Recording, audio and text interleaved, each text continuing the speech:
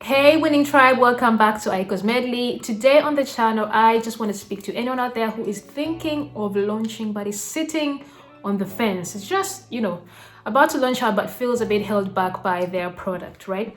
So one of the reasons why I began this little segment on my channel is because I really enjoy when I find business principles in the Bible and Bible in business principles in the Bible and the Bible. So I really enjoy when that happens, right? I like when I find principles in the Bible in business, right? So I went back to study a business course recently, which I just completed. Praise the Lord, which I just completed. And one of the joys in doing that business course was finding that a lot of the things we go back to study are actually in the Bible. So one of those concepts is called the MVP. Moses would have required an army to have the courage to go and say to Pharaoh, listen, let these people go or else.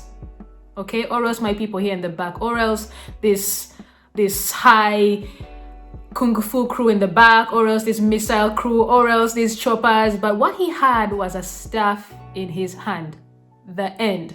And guess what? His staff ended up becoming his most valuable player. Think about it. He went with what he had in his hand. That was it. And that right there is the concept of the minimum viable product. You use what you have in your hand and it multiplies for you. But ain't nobody was kung fu fighting. So when he let that rod go, put it on the floor, it became this huge snake that swallowed up every other snake in the vicinity. When he stretched it over the Red Sea parted. Think about the parting of the Red Sea. He would have required serious construction, serious labor, serious planning, serious architectural staff, serious engineers to come forth and part the Red Sea. But no, what did he have? His MVP, his little staff in the hand, which he stretches forth and miracles happen. Also think about the widow that Elijah approached. God sent Elijah to this village where there was this widow who only had a little flour and olive oil left. A little flour and oil left. And she was planning to just make that last bit of bread for her and her son, and she was expecting to die. But guess what? This thing that she had in her house, this little vat of oil and flour, became her MVP. It became her most valuable play, because when she used it to feed the prophet, it then multiplied. The oil never ran dry until the season of famine had ended.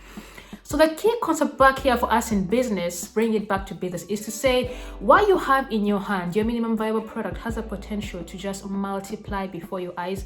But it's so important that you actually release it. Don't wait for perfection. Don't wait to have the huge army. Don't wait to have all the engineers and the construction to part the Red Sea. Release what you have in your hand and improve as you go along. Release what you have in your hand and work with it as you speak to customers, as you watch trends, as you rub up against other products in the market. You will actually improve. But it's so important that you let what you have in your hand to the world. Okay? And that, people, is a concept of the minimum viable product. It's actually been used in tech. Every piece of software out there begins with a little functionality, and then they keep on adding functionality as we go on and on. And a very good example of people who have done this before is the Airbnb guys. The Airbnb guys started out this way. So it works in tech. It's in the Bible. How much more convincing do you need? I think that's it. Okay, so get out there, release your product, and do what you need to do. What you have in your hand has the potential to get you to the next level. In fact, the next level is dependent on you releasing what you have in your hand at the moment. What is your minimum viable product that has the potential to become your most valuable player?